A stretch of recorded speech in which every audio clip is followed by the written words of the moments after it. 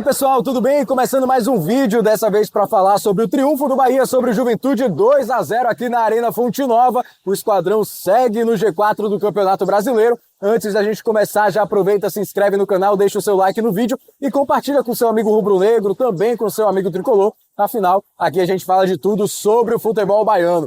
Antes de tudo, é importante dizer que eu esperava uma partida mais tranquila nessa noite aqui na Arena Fonte Nova. Mas tem pontos positivos, vários pontos positivos para a gente citar nessa noite também. Esperava uma partida mais tranquila porque o Bahia aqui na Arena Fonte Nova vem sendo implacável, né?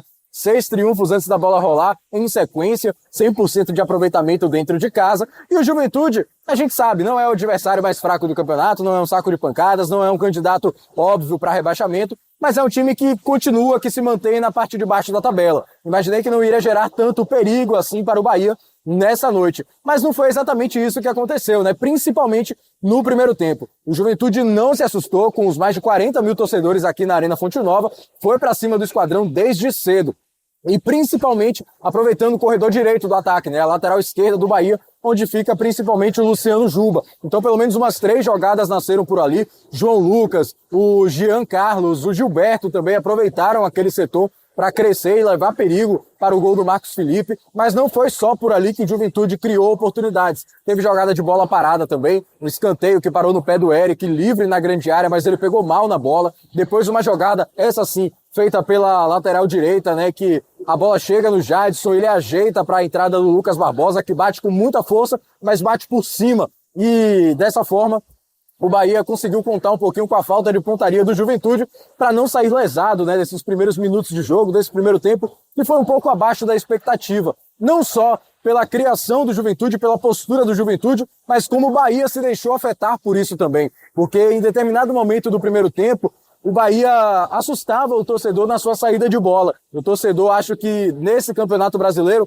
não teve ainda uma partida em que se sentiu tão inseguro com a criação do Bahia defensiva como hoje. O Bahia, em alguns momentos, via a bola queimar no pé, a criação de jogadas não conseguia passar pela marcação alta do Juventude, sofria para chegar no último terço ofensivo. Então, o modelo de jogo do Bahia, que vem sendo muito elogiado, com todo o mérito, nesse Campeonato Brasileiro e principalmente aqui na Arena Fonte Nova, parecia não estar muito bem encaixado nessa noite aqui, principalmente nos 45 minutos iniciais. Mesmo assim, o Bahia conseguiu criar jogada, teve 2 jogadas de perigo no primeiro tempo, as 2 terminadas no pé do Everaldo. Ele teve 2 oportunidades de canhota, batendo cruzado, as 2 pararam no goleiro Gabriel, que conseguiu fazer boas intervenções para evitar o que seriam 2 gols do Bahia. Mas foi isso, basicamente o primeiro tempo do Bahia em termos de criação, em termos de volume ofensivo, foi isso. Depois ali dos primeiros 20 minutos, o Bahia sofreu um pouco menos, mas ainda assim, a bola continuava queimando no pé, a criação de jogadas ainda deixava a desejar,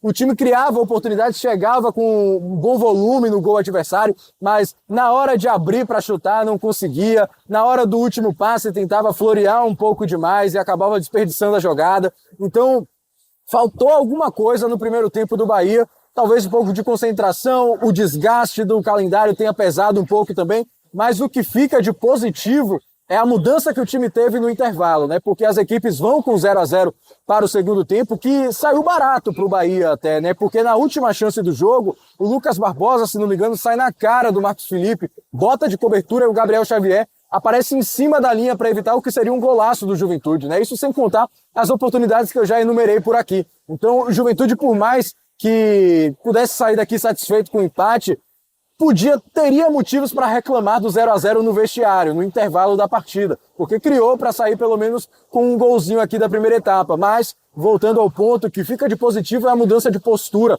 na volta do intervalo, porque o Bahia conseguiu, no segundo tempo, equilibrar muito bem a partida, e a partir desse equilíbrio, retomar a confiança e trabalhar a jogada desde o gol, não só desde a zaga, né, mas desde o goleiro Marcos Felipe, que é um padrão do Bahia, né? Um time que valoriza a posse de bola. E acho que até o time foi muito didático nessa construção de jogadas, né? Porque se a gente for parar para observar, o primeiro gol do Bahia é uma jogada que nasce desde o Marcos Felipe. Uma daquelas jogadas trabalhadas com o goleiro que o torcedor fica apreensivo com a mão na cabeça, Quando ele se livra da marcação, todo mundo respira aliviado, mas foi de uma jogada como essa que a bola sai do Marcos Felipe e vai até o pé do Tassiano. Depois de um ótimo passe do Everton Ribeiro, ele encontra espaço entre linhas, Tassiano bate na saída do goleiro e faz 1-0 no placar. E por que eu digo que o Bahia foi até didático, né? Porque tem dois motivos para você construir a jogada desde o seu goleiro, desde a sua zaga. Dois motivos muito claros. O primeiro, segurança.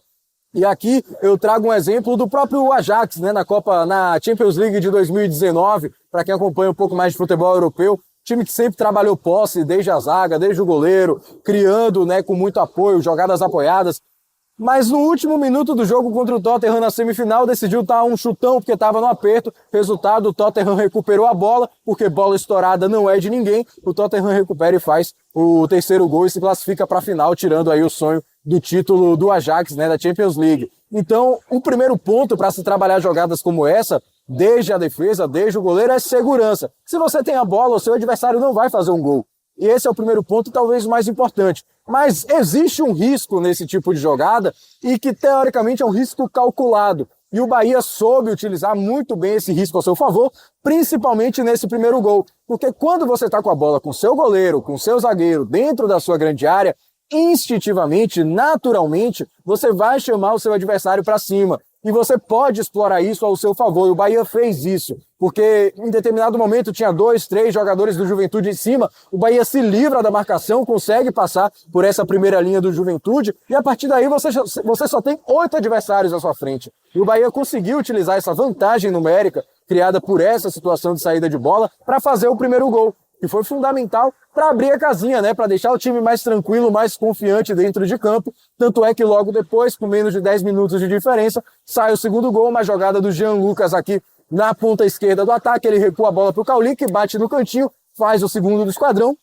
E aí a gente vê um momento muito bonito aqui na Arena Fonte Nova, né? O Cauli meio que marca a reconciliação dele com o torcedor tricolor. Reconciliação coloquei entre aspas aqui porque não houve uma ruptura. O torcedor do Bahia estava de fato chateado com a performance dele nos últimos jogos, mas era aquela chateação de saber que ele podia entregar mais. Então não era uma implicância, não era uma rusga com o atleta, um ranço do camisa 8. Era só realmente uma insatisfação por ele não estar rendendo tudo aquilo que pode, tudo aquilo que podia. E nesse jogo ele conseguiu voltar a balançar as redes e a torcida aplaudiu bastante o camisa 8 quando foi substituído também. E depois do gol gritou o nome dele, um momento bonito que mostra realmente que essa relação Cauli-torcida nunca foi de fato rompida, né? Havia apenas uma chateação momentânea, como é comum, o torcedor é passional. Mas mesmo assim, muito bonita a atitude do torcedor de abraçar o Cauli no momento em que ele está tentando recuperar seu melhor futebol.